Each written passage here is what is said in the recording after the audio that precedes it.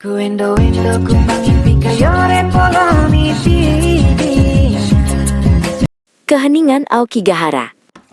Kenji dan Yui memutuskan untuk berpetualang ke kaki Gunung Fuji, melewati hutan Aokigahara yang terkenal. Mereka bersemangat, tidak menyadari cerita-cerita kelam yang menyelimuti tempat itu. Tiba-tiba, mobil mereka mulai tersendat, dan akhirnya berhenti total di tengah jalan yang sepi. Kenji mencoba menyalakannya berkali-kali, tapi mesinnya mati. Sepertinya kita harus berjalan kaki mencari bantuan, kata Kenji, mencoba terdengar tenang. Mereka mengambil ransel kecil berisi perbekalan dan mulai berjalan menyusuri jalan setapak yang samar. Pepohonan di Aokigahara tumbuh begitu rapat, batangnya berpilin aneh, menciptakan kanopi tebal yang hampir tidak ditembus cahaya matahari. Semakin dalam mereka melangkah, semakin pekat keheningan yang menyelimuti. Tidak ada suara burung, tidak ada serangga, hanya suara langkah kaki mereka yang teredam oleh lumut tebal. Yui mulai merasa tidak nyaman. "Kenji, apa kamu dengar itu?" bisiknya. Kenji menggeleng. "Hanya angin, mungkin," jawabnya, meskipun ia sendiri merasakan bulu kuduknya berdiri. Mereka terus berjalan, namun hutan itu seolah tidak berujung. Kompas di ponsel Kenji mulai menunjukkan arah yang tidak konsisten. Mereka tahu Aokigahara terkenal sebagai hutan bunuh diri, tempat banyak orang datang untuk mengakhiri hidup. Kisah-kisah tentang roh-roh yang gentayangan dan benda-benda peninggalan sering diceritakan. Kenji mencoba mengabaikannya, tapi bayangan-bayangan mulai muncul di benaknya. Tiba-tiba, Yui tersandung sesuatu. Ia melihat ke bawah dan berteriak kecil. Sebuah boneka usang tergeletak di tanah, matanya kosong menatap ke atas. Di dekatnya, ada secarik kertas lusuh dengan tulisan tangan yang tidak bisa mereka baca. Kenji segera menarik Yui menjauh. "Jangan sentuh apapun, Yui. Kita harus keluar dari sini," katanya, suaranya bergetar. Hutan itu terasa semakin dingin. Mereka berlari, mencoba menemukan jalan keluar, tetapi setiap arah terasa sama. Pepohonan seolah bergerak, menghalangi pandangan mereka. Suara bisikan samar mulai terdengar, seolah memanggil nama mereka dari balik dedaunan. Langit mulai gelap, dan suhu turun drastis. Mereka tahu mereka tidak bisa bertahan semalaman di hutan itu. Kenji dan Yui berpegangan tangan erat, berharap menemukan secercah harapan di tengah kegelapan Aokigahara yang mencekam. Saat keputusasaan mulai merayapi, Kenji melihat secercah cahaya redup di kejauhan, menembus kerapatan pohon. "Yui, lihat! Ada cahaya!" serunya, suaranya dipenuhi harapan yang rapuh. Mereka mempercepat langkah, menuju ke arah sumber cahaya itu. Cahaya itu berasal dari sebuah gubuk kecil yang tampak sangat tua, hampir menyatu dengan lumut dan akar pohon yang melilitnya. Asap tipis mengepul dari cerobongnya, memberikan sedikit kehangatan di tengah udara dingin yang menusuk. Pintu gubuk terbuka perlahan, dan seorang nenek tua muncul. Wajahnya keriput dalam, matanya tampak sangat tua dan bijaksana, namun juga mengandung kesedihan yang mendalam. Ia menatap Kenji dan Yui dengan tatapan yang sulit diartikan.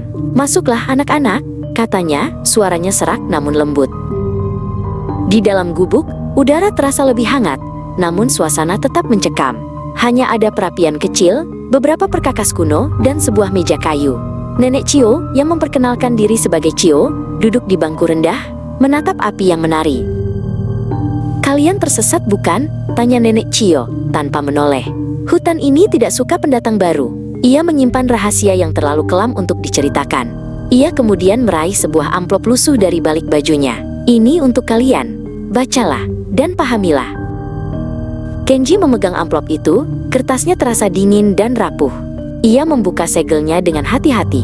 Di dalamnya, ada beberapa lembar kertas yang ditulis tangan dengan tinta yang memudar. Yui mendekat, jantungnya berdebar kencang.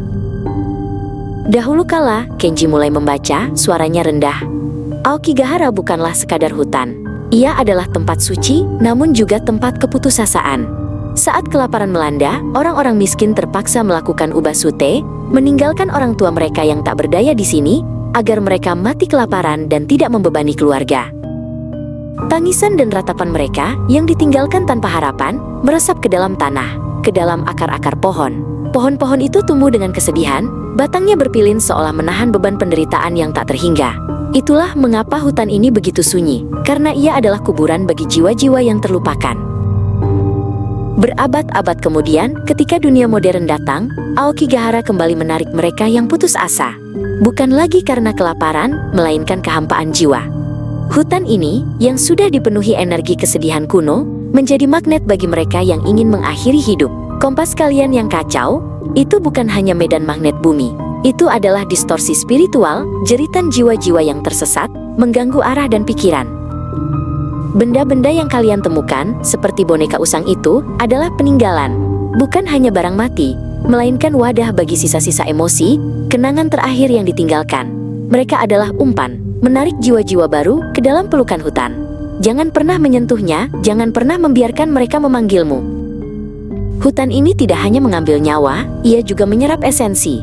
Beberapa yang masuk, tidak pernah benar-benar pergi. Mereka menjadi bagian dari hutan. Bayangan yang melayang di antara pepohonan, bisikan yang memanggil nama-nama. Mereka tidak jahat. Mereka hanya ingin ditemani dalam kesunyian abadi mereka.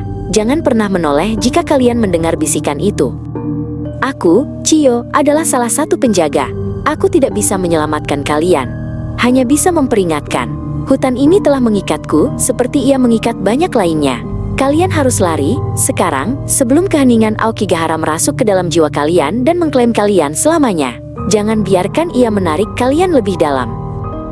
Kenji menyelesaikan membaca surat itu, tangannya gemetar hebat. Yui terisak pelan, menutupi mulutnya. Seluruh gubuk, yang tadinya terasa hangat, kini terasa dingin dan penuh ancaman. Nenek Cio menatap mereka dengan tatapan kosong, seolah ia sendiri adalah bagian dari sejarah kelam yang baru saja mereka baca. Kita harus pergi, bisik Kenji, suaranya nyaris tak terdengar. Mereka berdiri perlahan, mata mereka tidak lepas dari nenek Cio yang tidak bergerak. Apakah ia benar-benar penjaga, ataukah ia adalah salah satu dari mereka yang telah diklaim oleh hutan, hanya menyisakan cangkang yang berbicara? Tanpa berkata apa-apa lagi, Kenji dan Yui berbalik dan lari keluar dari gubuk, kembali ke dalam kegelapan hutan yang kini terasa jauh lebih menakutkan. Bisikan-bisikan itu kini terdengar lebih jelas, seolah memanggil mereka dari setiap sudut. Mereka berlari, berharap bisa menemukan jalan keluar dari cengkeraman Aokigahara yang mengerikan sebelum terlambat.